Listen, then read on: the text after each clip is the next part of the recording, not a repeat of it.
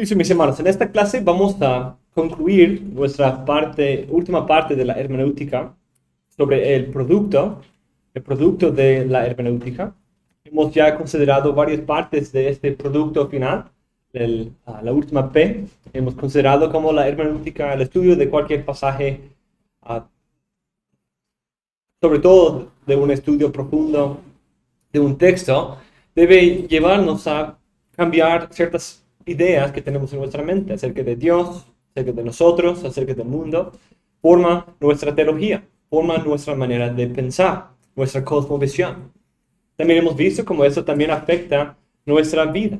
Ese conocimiento, esas verdades que aprendemos acerca de Dios, lo que Él ha hecho, debe producir en nosotros una vida consecuente, una vida transformada. El poder del Espíritu es solo tanto para transformar nuestras mentes como para santificar nuestras vidas. Pero también consideramos cómo también debe afectar nuestros corazones. Y una de las maneras principales cómo eso funciona es en consolarnos en medio de aflicciones y darnos esperanza para el futuro. Y hablamos de la escatología. Y como cada texto habla de Dios, de quién es Dios, y conocer a Dios también nos da una idea de esperanza y consuelo para el futuro, porque sabemos que Él es fiel, que Él ama a su pueblo y vemos sus promesas y todo lo que nos revela acerca de lo que es por venir. La obra de interpretar un pasaje no termina con un entendimiento de las palabras, frases y contexto histórico o redentivo histórico. Sin embargo, cada interpretación debe producir una aplicación. En primer lugar, como hemos hablado en estas últimas tres clases, o tres clases anteriores, debe producir una aplicación personal en la primera persona. Yo necesito ese texto. Yo necesito ser alimentado por ese texto. La aplicación siempre debe ser personal primero. No leemos para poder, ok, mi esposa necesita escuchar esto, o la iglesia necesita escuchar esto, o ese hermano necesita escuchar esto. Hay eso también. Pero primero debemos preocuparnos por nuestras propias almas, como Cristo nos dice, ¿cierto? Quitar primero la viga en tu propio ojo, y de ahí ir y tratar de ayudar a tu hermano. Aunque no debe quedar con nosotros solos, porque hablamos de esa comunidad. La interpretación de un texto también debe producir un beneficio para el pueblo de Dios.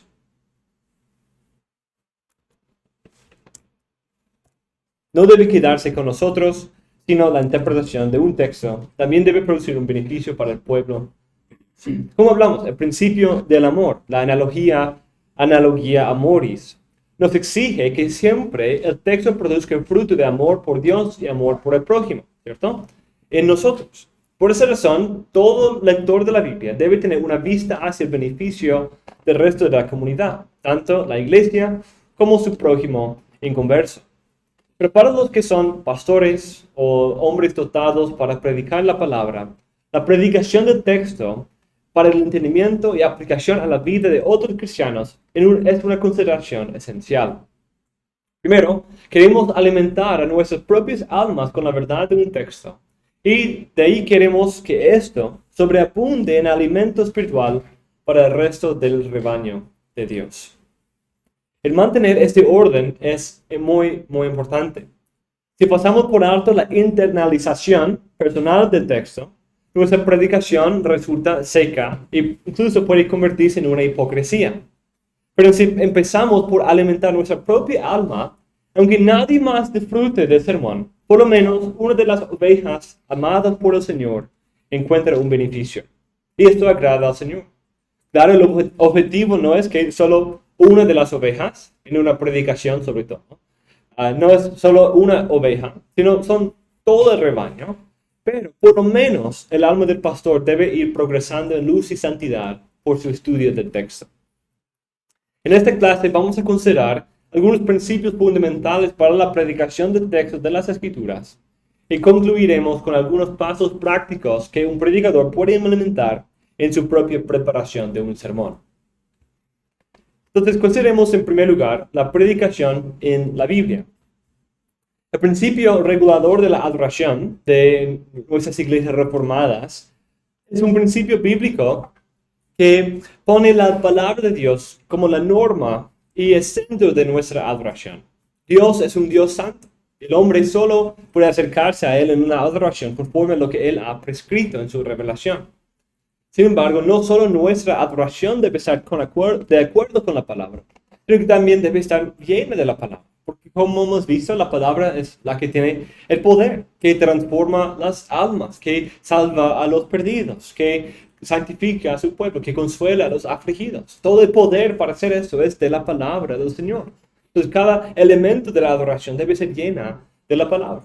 Y una de las mejores maneras de cumplir con los mandatos bíblicos y de llenar el culto público con la palabra del Señor es la predicación fiel de la palabra. La palabra de Dios es lo que sirve como fundamento de la iglesia. Y la iglesia es considerada la columna y baluarte de la verdad. Dios mismo está buscando a aquellos que lo adoren en espíritu y en verdad. Nuestro Señor equipara la verdad con la palabra de Dios y pide que Dios use este instrumento de la palabra para santificar a su pueblo. También son las Escrituras que nos hacen sabios para obtener la salvación por fe en Cristo. Y toda la Escritura es útil para enseñar, reprender, corregir e instruir en la justicia. Y es esta misma obra que los pastores y predicadores tienen, de enseñar, de reprender, de corregir, de instruir en justicia. Lo mismo que Pablo manda a Timoteo, o dice que el texto que las Escrituras hacen en la vida de Timoteo y todo hombre de Dios, es lo mismo que ese hombre de Dios debe hacer al predicar la palabra. Las Escrituras son la fuente suprema de la esperanza del cristiano, ya que registran las gloriosas obras y promesas de Dios. Es la palabra de Dios la que debe determinar todas las creencias del cristiano. Es nuestra regla de fe y vida. Sorprendentemente, Cristo incluso afirma que la palabra es más poderosa, más fiel, más verdadera que incluso un milagro. Es la palabra de Dios la que nos da una revelación suficiente de quién es y cómo debemos glorificarle. Pablo incluso quería que los corintios siguieran su ejemplo de no ir más allá de lo que estaba escrito.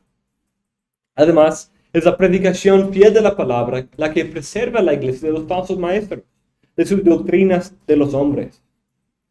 Por esas razones y muchas otras que podemos considerar de la palabra del Señor, la adoración corporativa debe ser saturada de las Escrituras y la predicación debe ser fiel al texto de la Biblia. La predicación es la proclamación y exposición de la palabra de Dios con el propósito de que el pueblo de Dios entienda el texto y responda apropiadamente a él con fe, arrepentimiento, sumisión, obediencia, etc. Entonces, otra vez, la predicación es la proclamación y exposición de la palabra de Dios con el propósito de que el pueblo de Dios entienda el texto y responda apropiadamente a él con fe, arrepentimiento, obediencia, etc. En cuanto a la necesidad de predicar y la realidad de la predicación en la Biblia, podemos ver en primer lugar que es un mandato bíblico. Pablo, Cristo, manda que prediquemos. Al igual que la lectura de las Escrituras, Pablo ordenó a Timoteo que predicara fielmente la palabra en 1 Timoteo 4 y 2 Timoteo 4.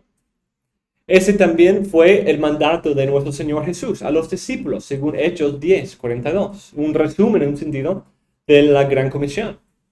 En segundo lugar, es ese gran ejemplo que nos dejaron Cristo, los apóstoles y Pablo. Cuando consideramos sus ministerios, eran predicadores. Cristo iba al principio de su ministerio, ¿qué? Predicando el reino de Dios. También Pablo y los otros apóstoles tienen esa costumbre de predicar, como leímos en Romanos 1. Estaba deseoso de predicar el evangelio a los romanos. Ese es su ejemplo de alguien que predicaba y amaba predicar. Y la predicación fiel y sana de la palabra del Señor, como señalaban los reformadores, es una de las marcas distintivas y señales más claras de una iglesia verdadera. Es más posible, más seguro tener una iglesia verdadera cuando la palabra del Señor es predicada fielmente. Dios ha fundamentado la predicación con una autoridad y un diseño especial. Su autoridad especial viene de ser la misma palabra de Dios. La predicación tiene autoridad cuando despliega fielmente el verdadero significado del texto. Y de esta manera es la misma palabra de Dios, cuando es una fiel exposición del texto. Y no va más allá del texto, sino expone y mina las riquezas del texto y las aplicaciones del texto de manera apropiada. Es algo de gran autoridad. Tiene autoridad porque depende de la palabra de Dios. Las Escrituras dejan claro este hecho. Pablo se refiere a la autoridad de su predicación, ya que proviene de Dios mismo y no del hombre. Pedro también equipara la palabra predicada con esa palabra de Isaías 40 que perdura para siempre. En segundo lugar, también es autoritativa porque está de acuerdo con el mandato de Dios. Al mandarlo, Dios le da cierto derecho, cierta autoridad para realizarse. Y tercero, es autoritativo por su diseño especial, ya que Dios lo ha diseñado como el instrumento, uno de los instrumentos principales, no el único, pero uno de los instrumentos principales por el cual Dios salva a las almas, Romanos 10, 1 Corintios 1, 21. Como Él preserve y ayuda a madurar su iglesia, como en Efesios 4, 2 Timoteo 4. Y la palabra del Señor no volverá vacía. Entonces, dado que la predicación deriva su autoridad de la palabra, y por lo tanto se hace efectiva, eficaz, el mejor tipo de predicación es lo que se conoce típicamente como expositiva.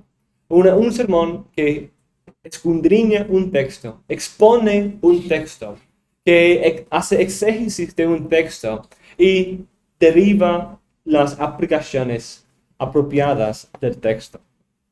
Ese tipo de predicación toma un pasaje particular de la Escritura y lo utiliza como fundamento de su doctrina, esquema y aplicación. El texto es el factor determinante en ese estilo de predicación. El predicador trata de explicar exactamente lo que significa el texto. Utiliza el esquema básico del propio texto y también trata de que la audiencia responda exactamente como el autor original quiere que responda. Entonces, todo el tema del mensaje, el bosquejo del mensaje, la intención y aplicación del mensaje, incluso el corazón con el cual el predicador predica, todo fluye del texto mismo, o debe. Aunque un sermón tópico o temático es apropiado en ciertos casos, no estoy diciendo que nunca podemos hacer algo más tópico, pero tenemos que entender a la luz de lo que hemos visto, la elección no es entre un texto que hace buena exégesis y uno que hace mala exégesis. Eso no es la elección que estamos tratando de hacer, sino todo sermón, si sea tópico, sea expositivo, debe basarse en una sólida y fiel exégesis de la palabra del Señor.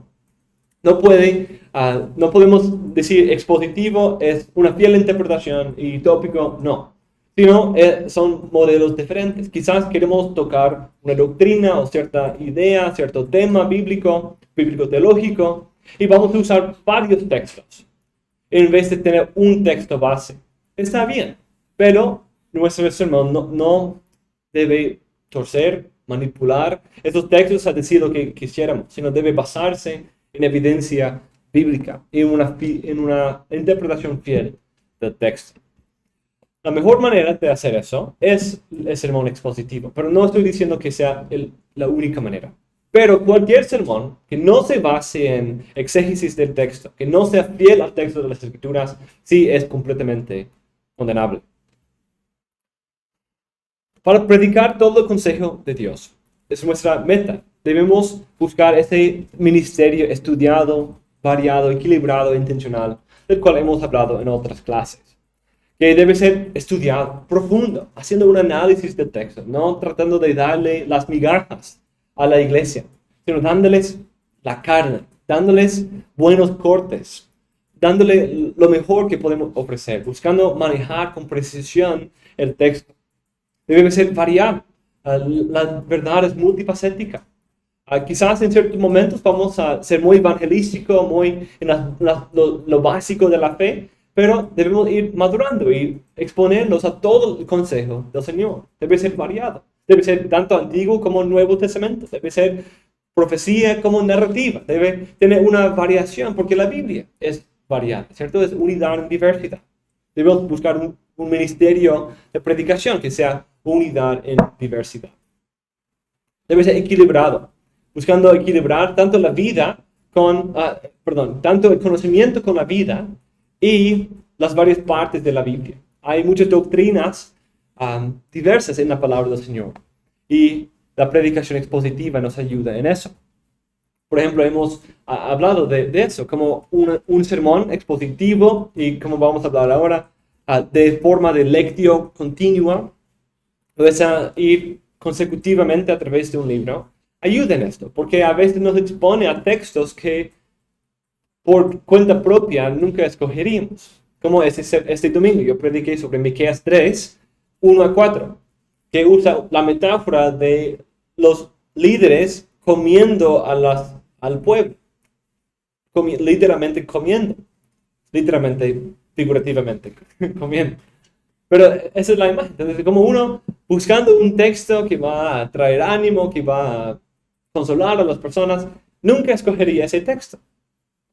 Pero ese texto que el Señor nos había dado del libro de Miqueas y tiene un rol importante en el libro que sí tiene un mensaje de gran consuelo para el pueblo del Señor. Entonces, buscando, ¿cómo entender eso? Nunca lo había escogido a solas o para ir a predicar en otra iglesia o algo así, pero es todavía la palabra del Señor que tiene algo que decir al pueblo del Señor. Y creo que resultó algo muy apropiado para la iglesia. Entonces, eso es algo muy importante. Y debe ser variado también en nuestra aplicación. Es decir, no solamente yo no debo predicar a nuestra iglesia solo pensando en ustedes, los que quieren ser pastores, los que quizás conocen más, sino debo pensar en todos los miembros de la congregación, ¿cierto? De la abuelita, de los niños, de todos. ¿Qué pueden sacar ellos de esto?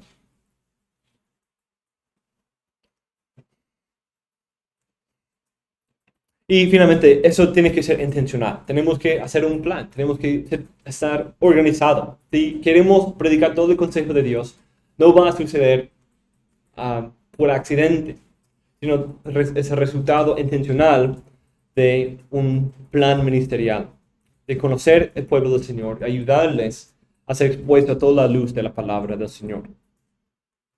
Otra implicación de las escrituras, como el poder y autoridad detrás de la predicación, es que el predicador debe predicar en ese estilo llamado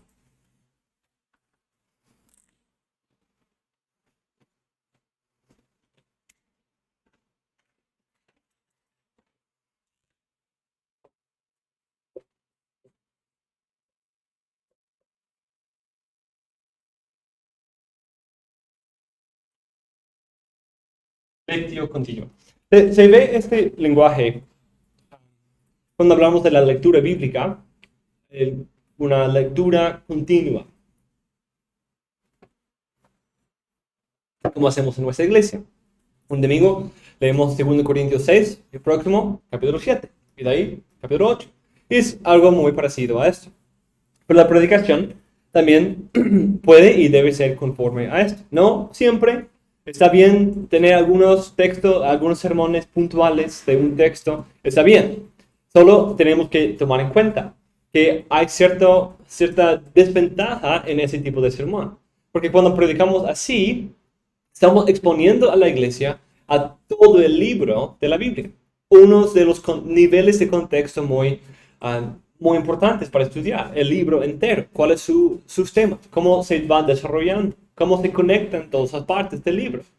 Pero cuando predicamos solo un texto del libro y de ahí el próximo domingo vamos a otro texto, es posible que perdamos esas conexiones, que no tomemos en cuenta ese contexto general del libro. Entonces, eso nos ayuda en eso. No estoy diciendo que es imposible hacerlo, solo tenemos que tomar eso en cuenta, que la iglesia no va a conocer todo el contexto del libro al estudiar este pasaje en particular. Entonces, tomar eso en cuenta y quizás explicarlo o quizás cuando sea necesario, quizás hacer ciertas conexiones, pero solo tomarlo en cuenta a ver si quizás puede afectar los resultados de nuestra exégesis.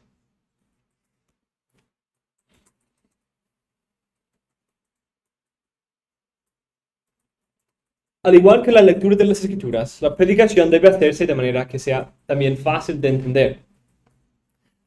Estamos buscando alimentar al pueblo, no estamos predicando simplemente para predicar. No estamos predicando simplemente para que podamos jactarnos de tener los sermones más largos de todo el mundo, sino estamos buscando alimentar a las ovejas. Y si predicar por 2 horas no alimenta a las ovejas y exaspera o desanima a la iglesia, no es un buen sermón. Aunque sea el más elocuente, el más elegante de todo el mundo, si no resulta para el beneficio del pueblo del Señor, no es agradable delante del Señor. El Señor no necesita un sermón de 2 horas. Él necesita que tú alimentes a sus ovejas. De esa manera el pueblo será edificado y la palabra podrá penetrar en los duros suelos del alma del hombre. Eso significa que el predicador debe dedicar en oración un tiempo amplio al estudio, la preparación y la organización de su sermón, pensando en el pueblo, en su nivel de educación, su nivel de conocimiento bíblico, para asegurar su comprensión de la historia. Quizás qué tipo de ilustraciones usar, quizás cuántos ejemplos o qué profunda la explicación. Si uso términos técnicos que tengo que explicar. Es necesario que la predicación sea conducida por aquellos a quienes la iglesia ha confiado el ministerio de la palabra. No solo los pastores, sino también eso incluye a esos hombres dotados que la iglesia reconoce, con ciertos dones y cierto acompañamiento del Espíritu para poder predicar la palabra. Y debido a todo esto, debemos acercarnos a ese deber con gran temor y en mucha oración. Esos son algunos principios, algunas ideas fundamentales de la palabra del Señor sobre la predicación y su mandato bíblico y el ministerio de la predicación de la palabra del Señor. Pero quiero hablar un poco ahora de la exégesis y el producto de la exégesis aquí, de la homilética, y considerar un plan que yo he preparado y quiero presentar a ustedes, que son mis 12 pasos para preparar un sermón exegético. Y vamos quizás en otro momento poder profundizar en todos estos en otra clase de teología pastoral o algo así. Pero quiero presentarles el resumen aquí. En un sermón, hablando de la manera más general, hay 2 etapas, 2 partes.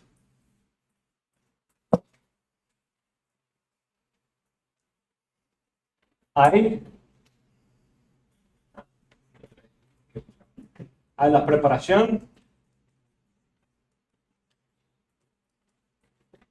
y quiero adivinar la segunda parte, la entrega. La preparación y la entrega. La exégesis es parte de la preparación. Pero esas son las 2 partes principales de todo sermón. Hay que preparar el sermón y hay que entregar el sermón, ¿cierto? Esas son las 2 partes.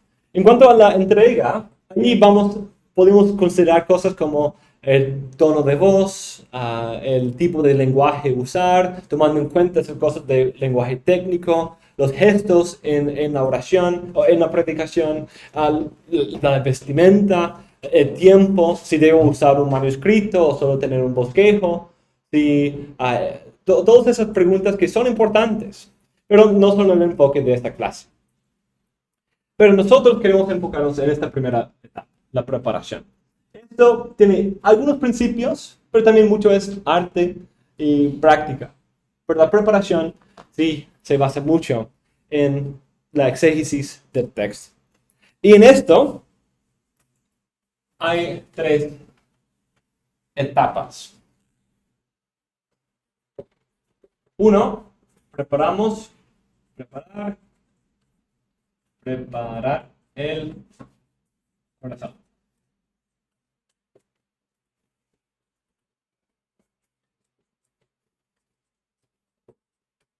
Interpretar el texto.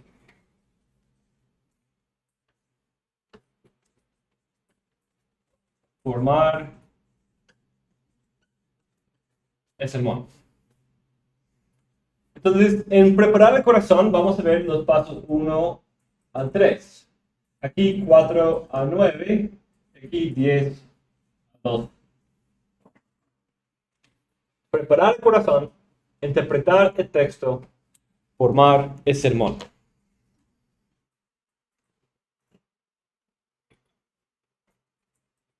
Tenemos la preparación previa del corazón del predicador, la exégesis misma del texto y su análisis profundo, y de ahí la formación del sermón. El ir con la lija, ir puliendo la estatua. Entonces, consideremos esta primera etapa, preparar el corazón, en los primeros 3 pasos. En la preparación previa, hablamos de esa preparación personal del pastor y su organización previa al estudio profundo y predicación de un texto. Esos pasos buscan preparar el corazón del predicador y también asegurar el impacto personal en su propio corazón antes de que estudie para predicarlo a otros. Antes de predicar el texto y acercarnos al texto simplemente para llegar a un sermón, acercamos al texto con un corazón deseoso de ser impactado por el Señor. Queremos en primer lugar orar, en segundo lugar escoger un texto y en tercer lugar meditar en el texto. En primer lugar, debemos empezar con un tiempo de reconocer nuestras debilidades y confesarlas delante del Señor y pedir su ayuda. Que nos ayude a predicar de manera que sea útil para la iglesia. Que tengamos claridad, que tengamos que nosotros también seamos alimentados, pidiendo al Señor su iluminación, pidiendo su santificación, pidiendo su consuelo de la palabra. El predicador es necesitado y dependiente del Espíritu Santo. No tiene el poder de salvar a nadie, ni a cambiar las vidas. Entonces debe acercarse con una completa humildad y dependencia y buscando al Señor. Eso es algo clave para todo estudio bíblico, pero también es el mejor lugar para donde empezar la preparación de un sermón.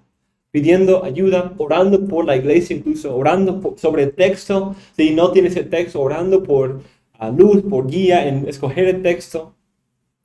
Orando por iluminación del texto, orando que el Señor te ayude en todas las partes.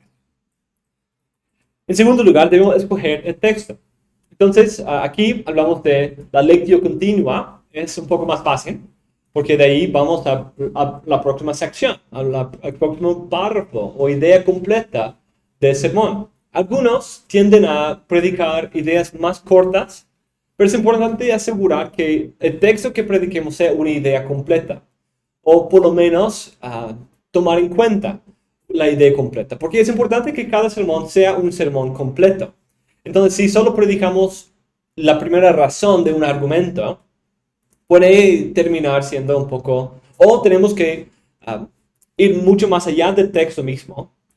O tenemos que tener un sermón que no parece tan completo.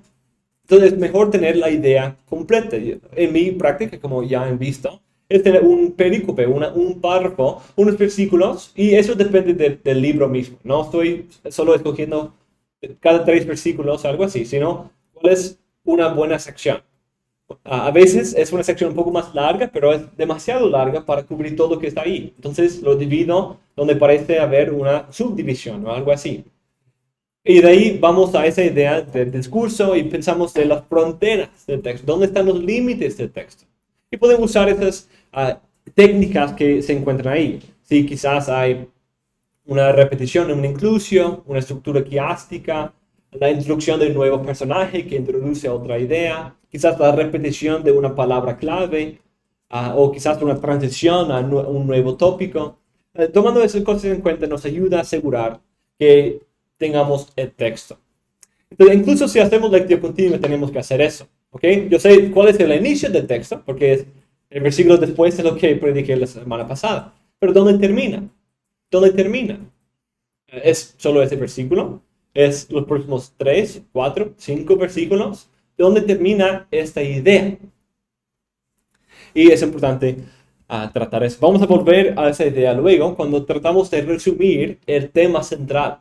Porque a veces si nuestro texto es demasiado grande, no podemos condensarlo a una idea central, sino hay quizás 2 o 3. Entonces, quizás sería mejor dividirlo en 2 o 3 sermones y predicar la idea central de cada sección.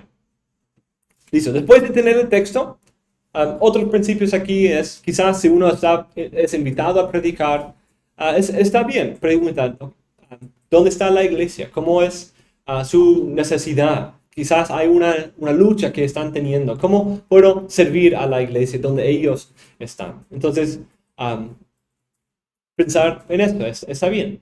Pensar de qué texto sería apropiado para esta iglesia o quizás para este contexto. Esas preguntas son útiles. Incluso está bien predicar en ciertos momentos sermones ocasionales.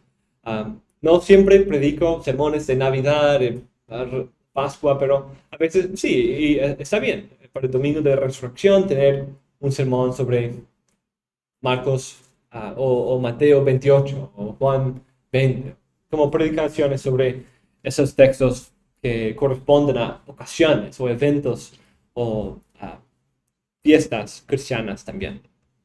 O incluso otros hablarían de momentos alrededor de la elección o algún evento, una tragedia cultural o nacional. También puede ser ¿perdón? Un velorio.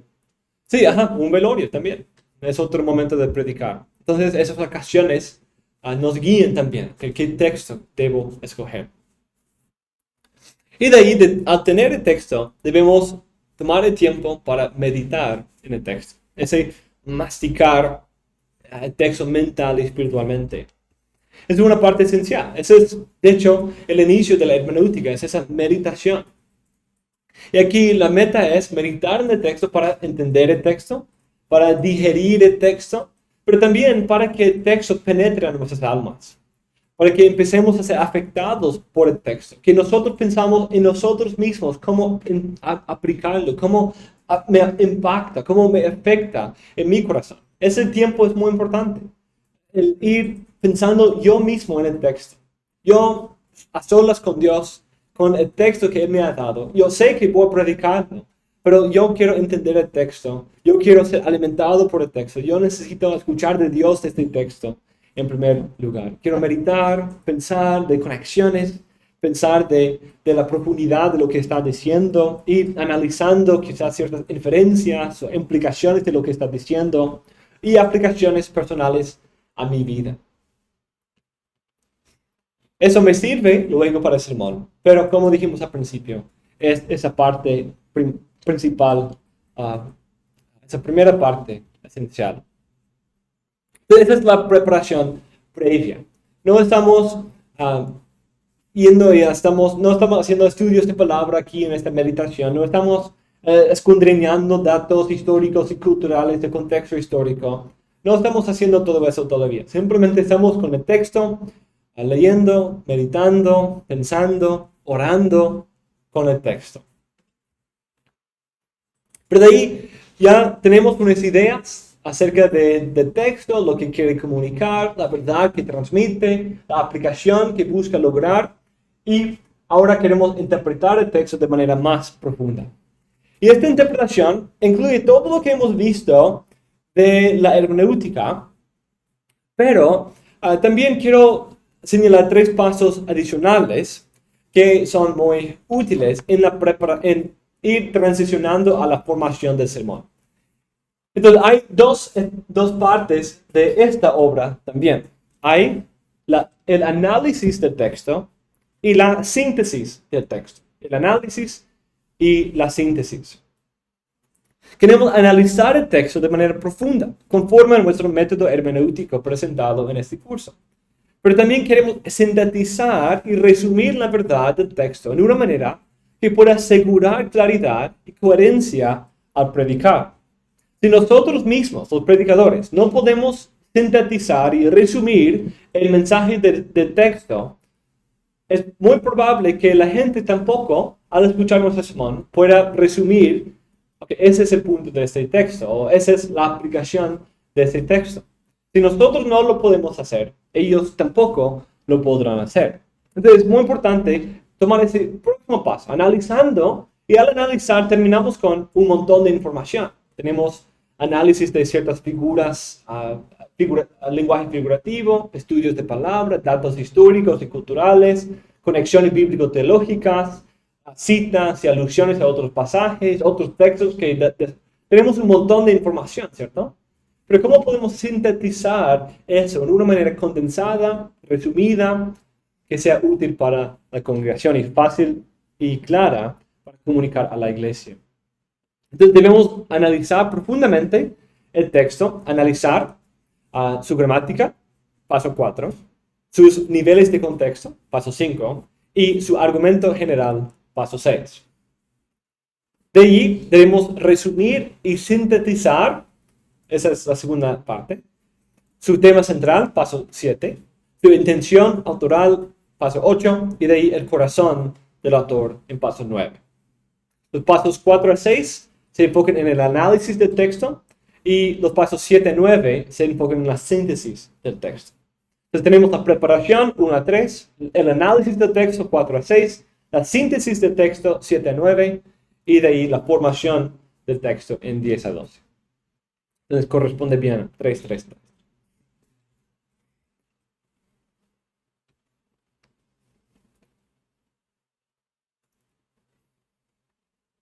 En primer lugar, queremos hacer un bosquejo gramatical del texto.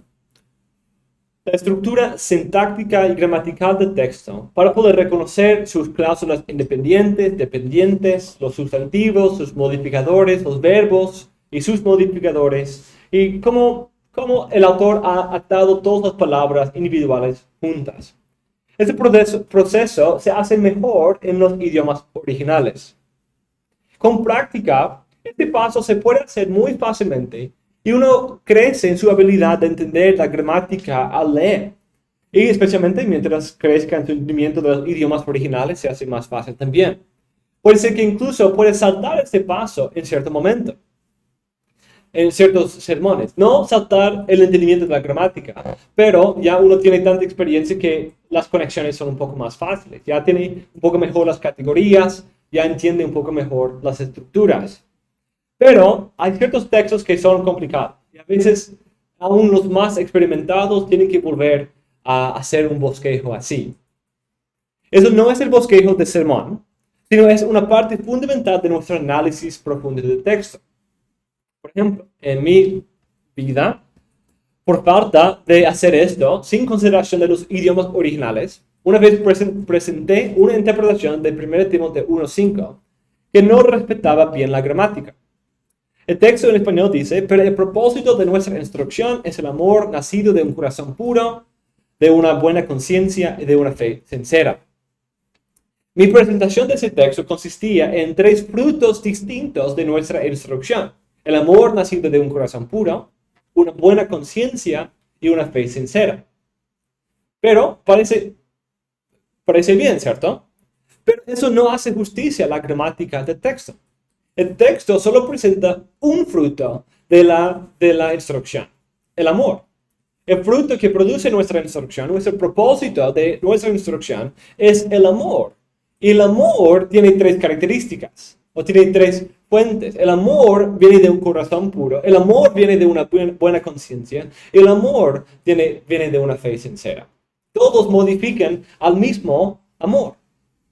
Mi presentación trató el texto conforme al bosquejo aquí que ven en el apunte. El propósito de nuestra instrucción es como si fueran 3 ideas coordinadas: el amor de un corazón puro, una buena conciencia y una fe sincera. Cuando realmente el propósito de nuestra instrucción es el amor, y de ahí ese amor tiene 3 modificadores. Entonces, hacer ese bosquejo, hacer ese análisis nos ayuda a evitar problemas como esto. Y de ahí resulta, quizás, mucho del mensaje va a ser igual, quizás mucha de la información va a ser igual, pero ahora soy más fiel al texto. Ahora entiendo el punto principal de Pablo, es el amor. Demuestra que el tema central de lo que está diciendo es el amor. Y está describiendo el amor y el origen y características del amor. Y no a 3 cosas distintas. Entonces, pueden evitar ese tipo de fallas al prestar atención a la gramática, el bosquejo gramatical del texto. En quinto lugar, el quinto paso, debemos examinar el contexto. Ese es el estudiar los 5 niveles de contexto. Como hemos visto a lo largo de este curso, hay 5 niveles del contexto de cualquier pasaje. Y tomar en cuenta todos los niveles es clave para tener una interpretación completa y así una predicación fiel del texto. Eso que asegura que al salir del horno la torta está bien cocida y no aguada por dentro. Y tomar en cuenta, en primer lugar, el contexto inmediato. Ya hemos empezado esto al hacer el bosquejo gramatical, pero ahora queremos considerar su rol en la sección inmediata del libro. ¿Cuál es su conexión con el texto anterior? ¿Cuál es la luz del texto posterior? Eso es útil en una lección continua, porque puedo ir construyendo sobre el sermón anterior. Este pasaje quizás desarrolla algo en el texto anterior, o quizás contrasta con el texto anterior. Debemos identificar palabras o ideas importantes y quizás hacer un estudio de palabras de algunas de esas palabras. Hacer un análisis de sus figuras. ¿Por qué usa esa figura? ¿Qué conexiones hace con este lenguaje figurativo? Debemos identificar lenguaje, palabras, imágenes que se repiten mucho y considerar su rol en el libro o quizás en otros libros también. Para hacer estudios de palabra es apropiado aquí en esta parte. Segundo, debemos analizar el lugar del pasaje en el libro entero, el contexto literario. Debemos estudiar los temas principales del libro y aprender cómo cabe en esa estructura. Introduce o desarrolla un tema importante del libro. Se encuentra en un punto de transición. ¿En qué sección del libro se encuentra? ¿Cuál es el género del libro? ¿Cuáles son las reglas de interpretar ese género? ¿Cuál es el propósito o enfoque general del libro? Tercero, consideremos el contexto histórico del autor. El autor o el evento que se relata. Se pueden usar diccionarios y otros recursos extrabíblicos aquí. No saltamos a los comentarios todavía, aunque hay algunos comentarios que pueden ser útiles en cuanto al contexto histórico. Pero debemos tener cuidado en eso, como hemos hablado. Pero aquí queremos considerar cuál es la situación de los lectores, del autor. ¿Dónde está? ¿Qué luz eso arroja sobre el mensaje del texto? Quizás hay ciertos datos culturales que se suponen aquí, como hemos hablado. Cuarto, hay que analizar el texto para identificar su contexto en la historia de la redención de la Biblia. Cada texto depende de la historia ya desarrollada y busca contribuir a esa historia para el futuro. Entonces, ¿qué temas bíblico-teológicos fluyen de este texto o se conecten con este texto? Contiene ecos de temas importantes o lenguaje importante que se relacionen con temas importantes en la Biblia entera. Por ejemplo, nos da imágenes de una creación y nueva creación, de un éxodo o nuevo éxodo, la redención, el templo, la presencia especial del Señor, la destrucción de los enemigos. Que hay uno de esos temas que se toca aquí en ese texto. Debemos entonces estudiar estos temas a la luz del libro y la Biblia entera. ¿Por qué ese autor está hablando de ese tema? ¿Por qué? Y cómo se va desarrollando en el resto del canon también. Ese es el contexto canónico. Queremos identificar si quizás otros textos nos ayudan a entender este texto. Si arrojan luz sobre este texto. Quizás el Nuevo Testamento cita ese texto si estamos en el Antiguo. O quizás hay un texto paralelo, como estamos en Efesios y quizás queremos también compararlo con Colosenses, que nos puede ayudar a tener una idea un poco más completa.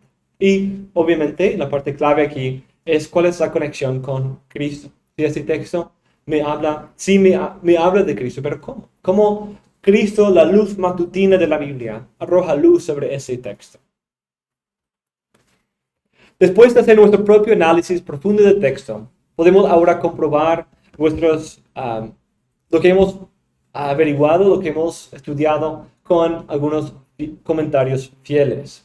Como hemos hablado, debemos tener cuidado en esto no reemplazar la hermenéutica con los comentarios, o no volvernos dependientes de ellos, o no volvernos loros de comentarios, simplemente repitiendo lo que nosotros escuchamos ahí, sino debemos entender que el predicador no es simplemente no es simplemente repetir un comentario, ni es escribir nuestro propio comentario, es ser impactado por el texto y impactar con el texto. De ahí debemos crear un bosquejo exegético. Ese bosquejo se enfoca en los argumentos y los puntos principales que el autor usa para desarrollar su tema principal. Aquí estamos tratando de trazar el flujo del argumento. Pueden ver cómo estamos acercándonos un poco más a la forma y estructura del sermón también. Porque estamos buscando, no solamente cuáles son todas las estructuras individuales de adverbios y adjetivos y modificadores y preposiciones. No estamos haciendo esa parte gramatical. Ya lo hemos hecho. Pero ahora queremos entender, ¿cuál es el argumento del autor? Y cómo estructura ese argumento. Puede ser que da una afirmación y de ahí da sus razones o evidencia para ese argumento. Quizás hace un punto y de ahí da ejemplos que ilustren ese punto. Quizás da una acusación y de ahí una sentencia. Eso es algo muy común en los profetas. Ese estudio nos prepara para identificar el tema central y la manera en que el autor organiza y estructura su tema. Eso no es un bosquejo más general que el mecánico. Depende del bosquejo sintáctico, pero va a haber menos modificadores. Y puede quedarse simplemente en el nivel de las cláusulas independientes y dependientes. Es posible que este bosquejo incluso sea el bosquejo final del sermón, o por lo menos los lineamientos. Y debemos tomar eso en cuenta. Debemos usar el bosquejo y tratar de ser fiel lo más posible a la estructura del texto mismo. Dependiendo de la ocasión, dependiendo de la aplicación, dependiendo de cómo queremos transmitir el tema y corazón del autor. A veces podemos cambiarlo un poco, quizás por tener un orden un poco más lógico cuando hay algo un poco más temático en el texto. Entonces depende del contexto. Cada audiencia se presta más para ciertas estructuras más que otras. Entonces, ahora tenemos mucha de la información, tenemos un bosquejo general del flujo del argumento, de la idea del texto, pero ahora queremos sintetizar lo que hemos estudiado. Necesitamos sintetizar toda esa información y tratar de ir y condensarla en algo pequeño, en un grano. Para usar una ilustración de cocina. Queremos hacer una reducción. Tenemos todo ese caldo o un vino o algo así. Tenemos mucho líquido, pero ahora queremos condensarlo todo, reducirlo todo a una salsa rica. Que tenga todo ese sabor ahora condensada en algo más potente y más rico. ¿Han disfrutado de eso, cierto? Sí. Entonces queremos ahora identificar el tema central del texto. Sintetizar todo lo que hemos visto y sintetizarlo en una manera específica. Después de hacer el análisis del texto, tenemos ahora mucha información recopilada. Tenemos quizás por ahí estudios de palabra, análisis de figuras, datos históricos, culturales, textos paralelos, temas bíblico-teológicos, citas y otros textos que citen o hacen alusión al texto presente. Tenemos mucha información, ¿cierto? Y todo eso nos va a ayudar en el sermón. Pero antes de ir y empezar a tirar todos esos datos en el sermón, debemos tomar el tiempo para sintetizar. ¿De qué se trata ese texto? ¿Qué quiere decir? ¿Cómo puedo resumir en pocas palabras? Porque yo quiero que la gente entienda el sermón. Entonces, ¿de qué se trata ese sermón? ¿De qué se trata? No podemos simplemente botar toda esa información en las cabezas de los oyentes. Tenemos que sintetizar, digerir y organizar. Por lo tanto, esos pasos 7 y 9 son diseñados para ayudarnos a sintetizar el mensaje central del autor en el texto. Como dije, si no podemos hacerlo nosotros, tampoco la iglesia va a salir con, ok, esa es la idea central de esto. Esa idea de tema central es una oración o quizás dos que pueden resumir todos los argumentos o puntos del texto. No puede ser tan ancho y tampoco puede ser demasiado específico. No puede decir, pues, este texto habla de Dios. ¿Ok? Eso es muy amplio, ¿cierto? Eso habla de la salvación. ¿Ok? Bueno, pero ¿qué aspecto?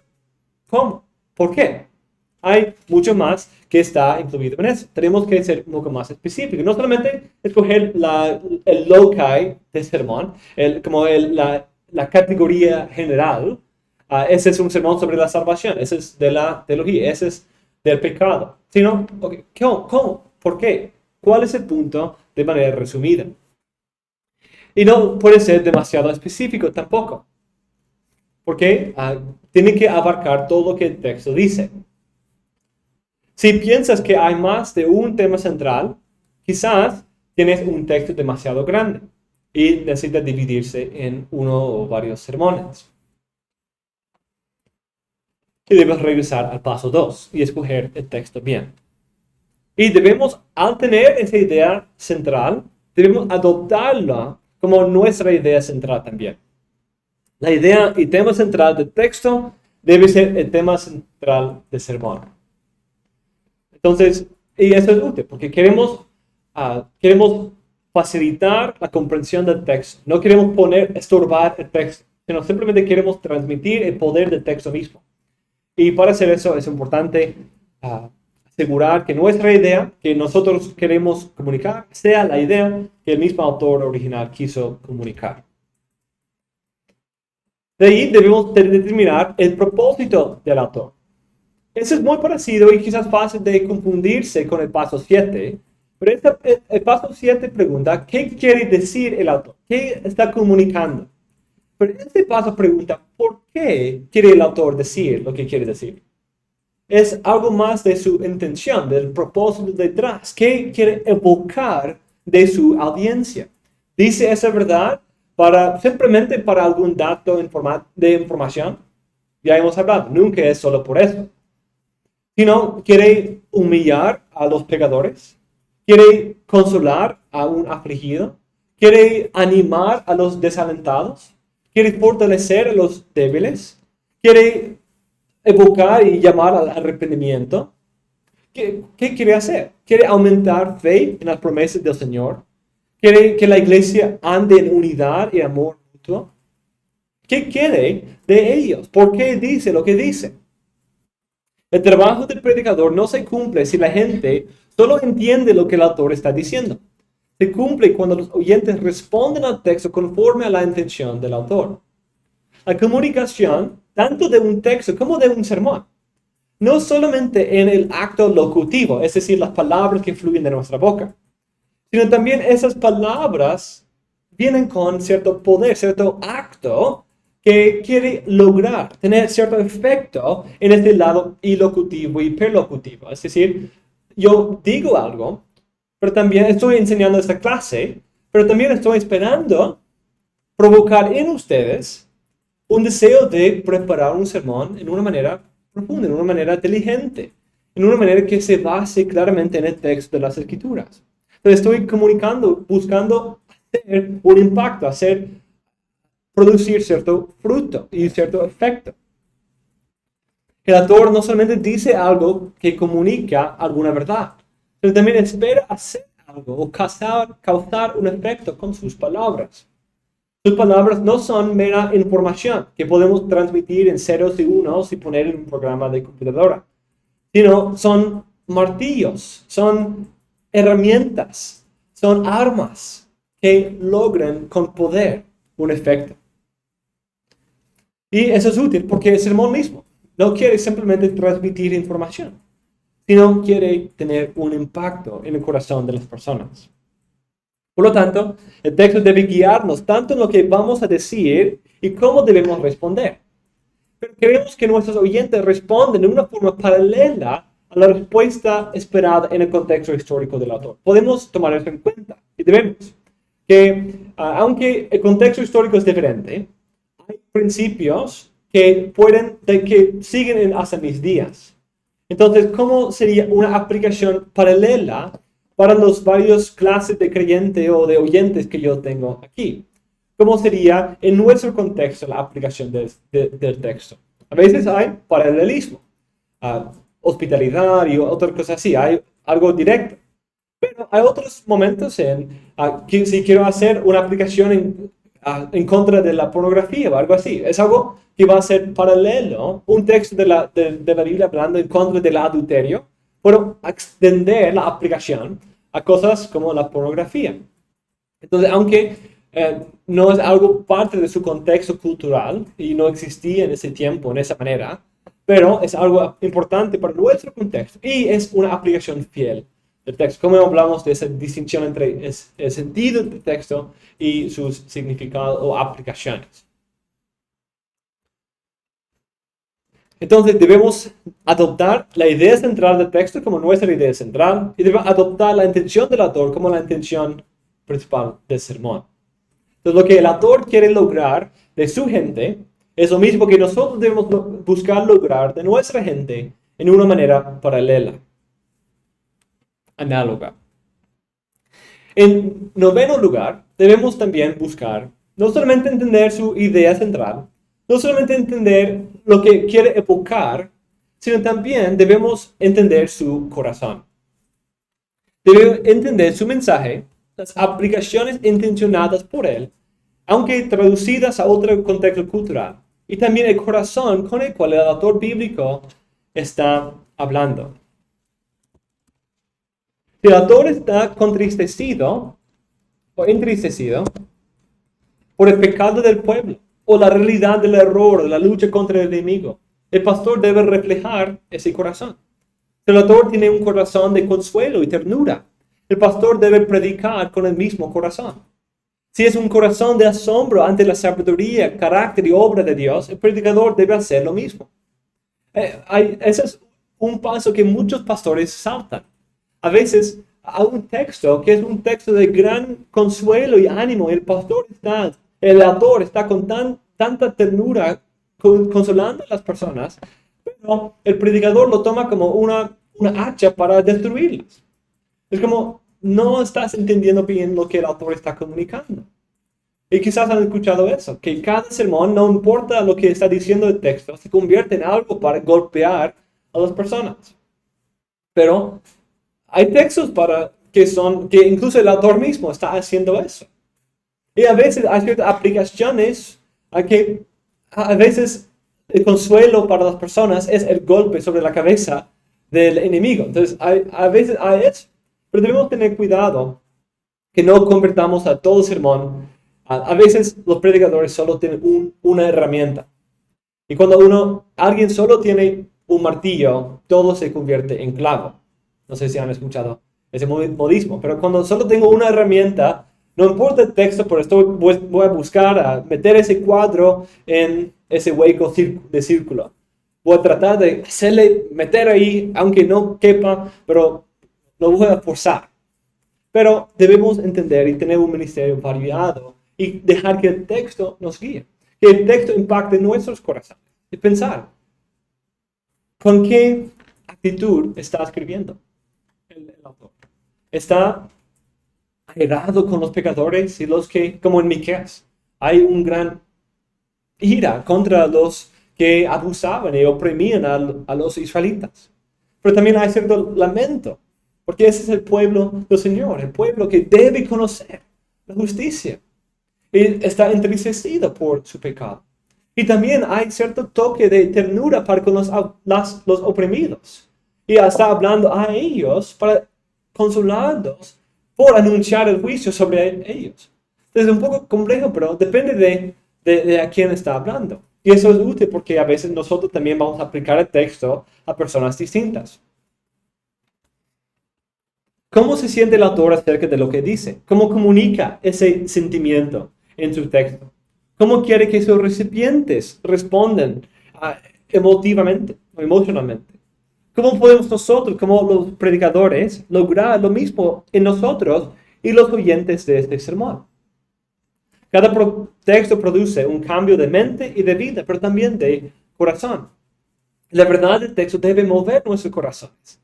Debemos buscar diseñar nuestro sermón para impactar los corazones de nuestros oyentes de la misma manera que el texto se ha diseñado para impactar nuestro corazón. Eso nos lleva a la última etapa en la preparación del sermón, la formación del sermón mismo. Todo lo que hemos hecho hasta ese punto consiste en los mismos componentes que un buen estudio de un texto. Incluso podríamos tomar todo lo que hemos hecho y hacer un buen comentario. Pero, como hemos dicho, no es suficiente simplemente pararse y dar un comentario sobre el texto, sino necesita forma, necesita coherencia, necesita organización y claridad. Entonces, debemos, en décimo lugar, el décimo paso, desarrollar un bosquejo homilético. Ese es el tercer tipo de bosquejo que hemos hecho. El primero sobre la gramática, el segundo sobre el flujo del argumento, pero ahora estamos convirtiéndolo en el bosquejo que vamos a usar en el sermón. El bosquejo exegético demuestra cómo un autor desarrolla su tema principal, considera el argumento. El bosquejo homilético demuestra cómo el autor logra la respuesta que espera de sus oyentes. Este bosquejo va a tomar en cuenta no solamente el tema, la comunicación y cómo se organiza, sino también ese impacto que quiere tener en sus oyentes. Y de ahí se está uniendo un poco más con la idea del sermón. A veces pueden tener la misma forma, a veces van a ser la misma estructura, pero quizás los títulos o los puntos van a ser un poco diferentes. Este paso incluye no solo los puntos y argumentos del autor, sino contiene una aplicación de los puntos a los oyentes contemporáneos. Este paso es quizás el más difícil y el que requiere más práctica, pero esto es realmente lo que convierte un comentario en un sermón. En formar un bosquejo homilético debemos estructurar firmemente el tema central del pasaje y considerar el efecto que buscamos lograr en nuestros oyentes. Y tener esos pasos de síntesis es clave aquí, porque si no entendemos esos datos sintetizados que hemos sintetizado, va a ser muy difícil entender qué queremos comunicar. ¿Qué quiere comunicar el autor? ¿Qué efecto queremos evocar de los oyentes? Por ejemplo, yo prediqué Miqueas 3, 1-4 el domingo pasado. Y para el viernes tenía mi bosquejo exegético. Y consistía algo en esto. La identificación de los recipientes, versículo 1. La acusación contra los recipientes, versículos 2-3. Y la sentencia contra los recipientes en 3-4. Entonces, identificación de ellos los llama la atención, les acusa y les da la sentencia. Y si quieren leerlo, ahí el hermano Stalin está abriendo, podemos leerlo brevemente y pueden ver esos 3 puntos. Miqueas 3, 1-4.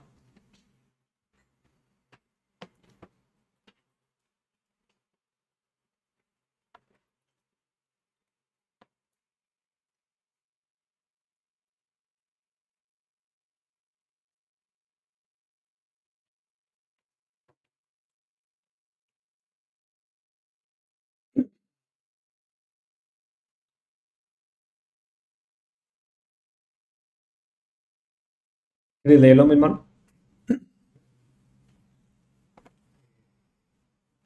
Dije en la Reina Valera, dije, oíd ahora, príncipes de Jacob y jefes de la casa de Israel. ¿No concierne a vosotros saber lo que es justo? Vosotros que aborrecéis lo bueno y amáis lo malo, que desquitáis su piel y su carne de sobre los huesos, que coméis a sí mismo la carne del pueblo y le desolláis su piel de sobre ellos y les quebrantáis los huesos y los rompéis como para el caldero y como carnes en olla, entonces clamaréis a Jehová y no os responderá. Antes esconderá de vosotros su rostro en aquel tiempo, por cuanto hicisteis malvadas obras. Así ha hecho Jehová acerca de Entonces vemos ahí, oíd ahora jefes de Jacob y gobernantes de la casa de Israel. Él les identifica, ¿cierto? Él les llama la atención. De ahí él da a sus acusaciones. Vosotros que aborrecéis lo bueno y amáis lo malo. Y que de ahí esa descripción um, de que comieron a las ovejas del Señor. Y de ahí hay la sentencia. Entonces clamarán al Señor, pero Él no les responderá. Esa es la consecuencia, el juicio que Dios va a derramar sobre ellos por este pecado. Entonces, esto es un bosquejo fiel del texto. Pero es un poco aburrido, ¿cierto? La identificación de los recipientes, la acusación contra ellos, la sentencia de los recipientes. Suena muy seco, muy mecánico. Y es algo que quizás uno encontraría en un comentario. Pero al estudiar el texto, identificar su propósito, que es exponer la gravedad del pecado de sus líderes, identificados en el versículo 1, y mostrar sus consecuencias devastadoras, podemos adaptar este bosquejo exegético en el siguiente bosquejo homilético. La naturaleza verdadera del pecado, un retrato descarado del pecado y la consecuencia terrible del pecado. Ese bosquejo es más útil para la audiencia porque cada punto sigue un patrón y se conecta todo con un tema. El tema central aquí es hablar de la naturaleza terrible del pecado y las terribles consecuencias que produce. Entonces, esa es en un sentido la esencia de este texto. Y eso se nota en el bosquejo. Noten cómo el bosquejo se sobresale el tema principal de este texto. Es la realidad del pecado y sus consecuencias. Además, tiene cierta simetría que ayuda con la memoria. Hay cierta elocuencia en la repetición.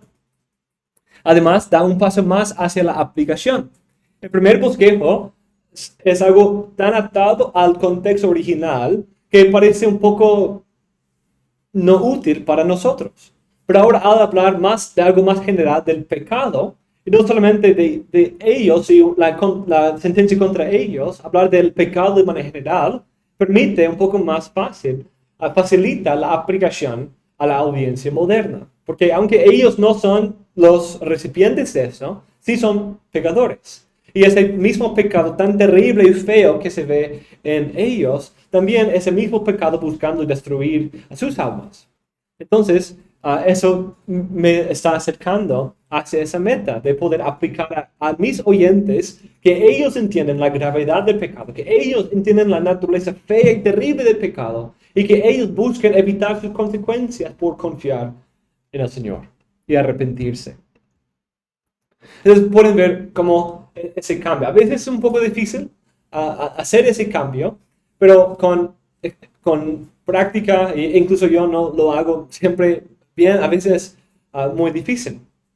Incluso este sermón puede haber mejorado en algunos sentidos. Quizás quieren tomarlo en otra manera. No hay solo una manera de hacerlo. Quizás hay solo una manera de bosquejar exegéticamente.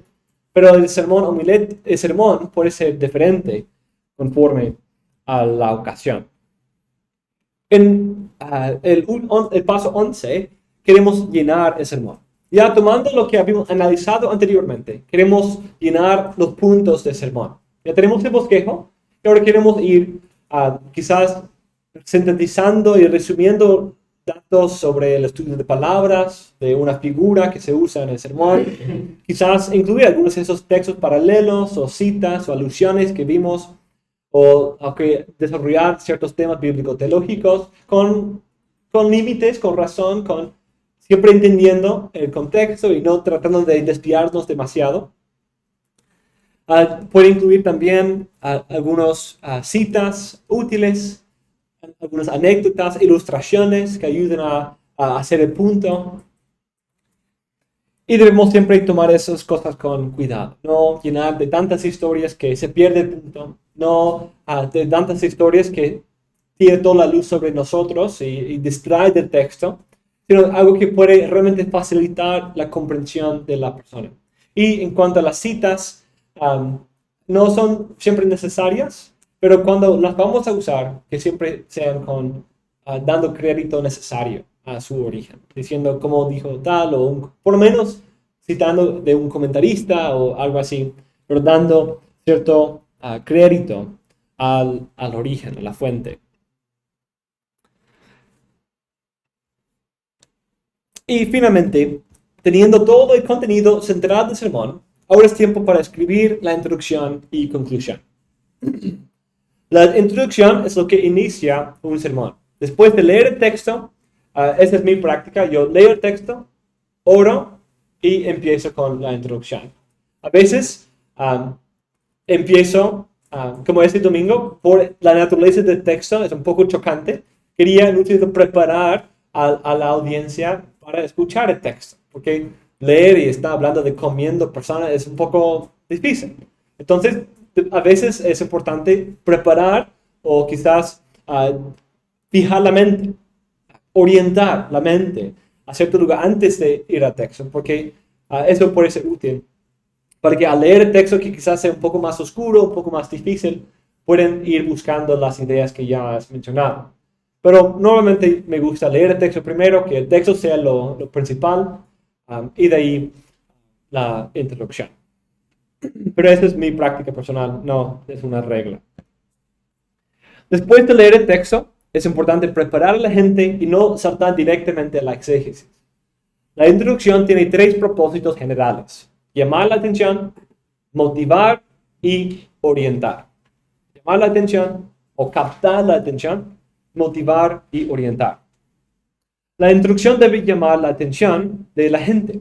Esto puede ser en forma de una serie de preguntas retóricas, una anécdota, una cita, una estadística sorprendente, que puede captar la imaginación, el interés del oyente.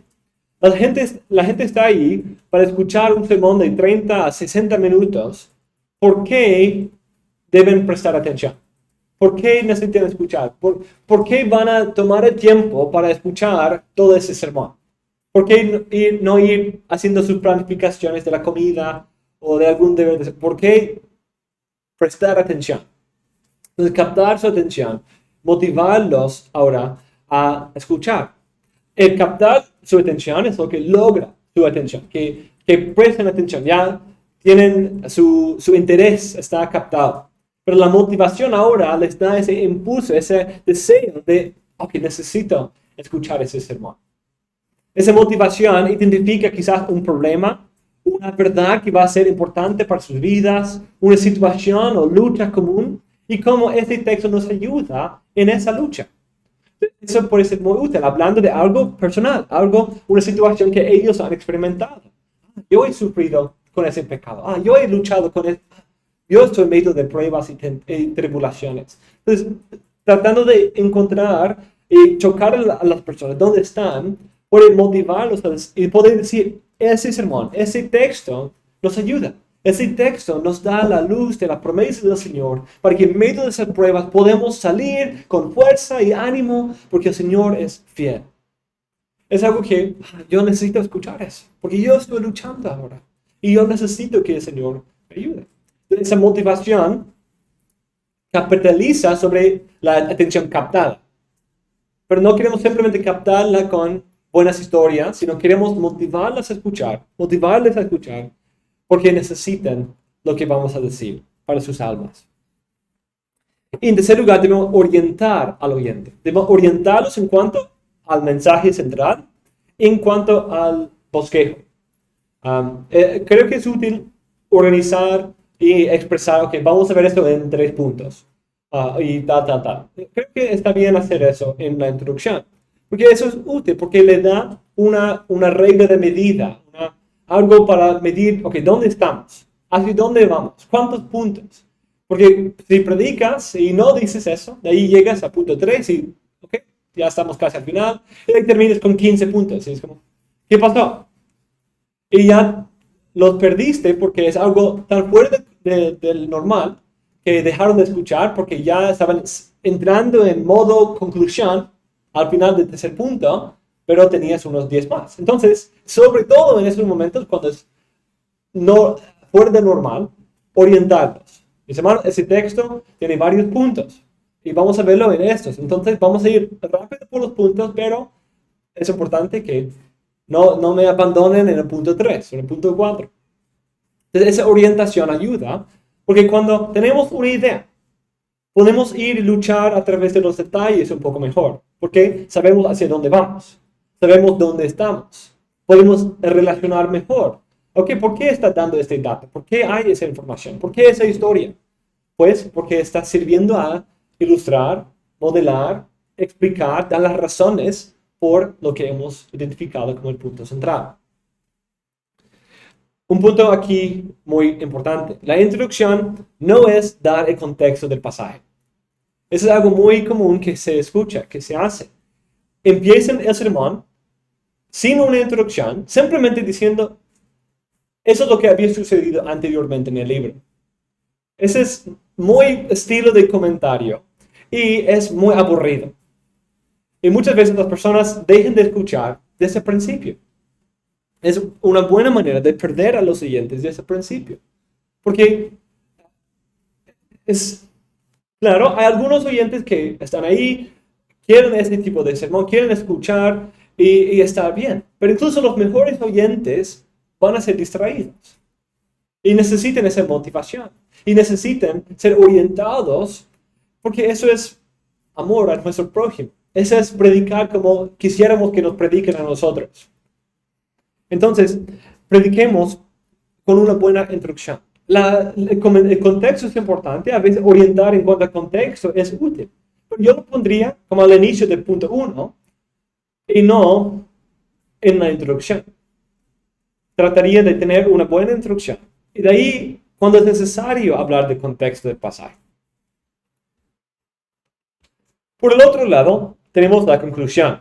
La conclusión no es el punto 4 o el último punto o ni es simplemente ahora vamos a hacer un mini sermón y repetir todo otra vez. La conclusión debe contener un resumen de los puntos, pero también es un tiempo de llamar a la acción. Algunos predicadores dejan toda la aplicación para la conclusión y creo que en ciertos contextos está bien. Pero personalmente me gusta ir esparciendo aplicación a lo largo del texto, a lo largo del sermón, y de ahí tener la conclusión como ese último llamado a la acción. Ya conocen cómo se debe aplicar, pero ahora quiero motivarles a llamarles a la acción. Quiero mover sus corazones. Quiero llamarles a la seriedad de esta lucha en la cual estamos entrando. Quiero consolarlos finalmente. Ese último momento es lo último que van a escuchar. Entonces, que sea resumida, que sea comprensiva, que sea resumida, que sea clara y que sea convincente, que sea penetrante. En mi experiencia, ayuda con la comprensión y atención si aplicamos los puntos individuales, pero la conclusión puede servir como ese último momento para hacer un llamado a la acción que resume las aplicaciones tocadas anteriormente y ahora enfatiza la importancia y la urgencia de obedecer.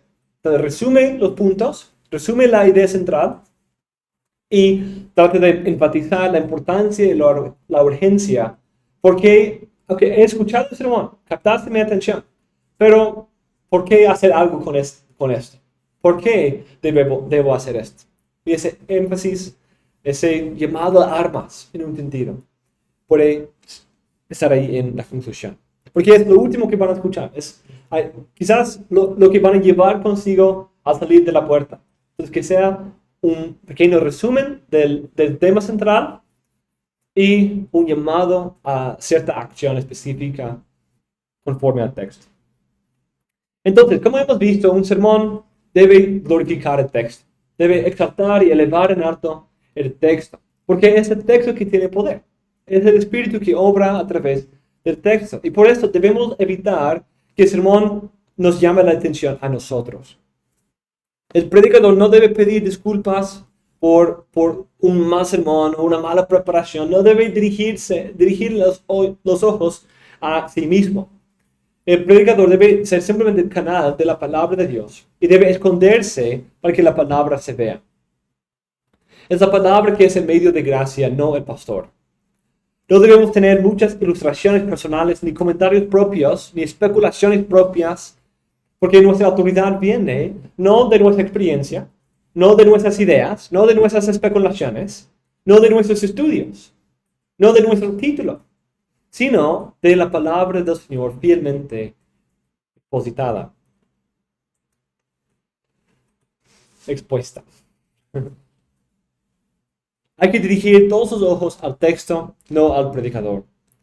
Es como hemos dicho en otras ocasiones, es como ir a una mina de oro y salir con polvo, salir con hierro.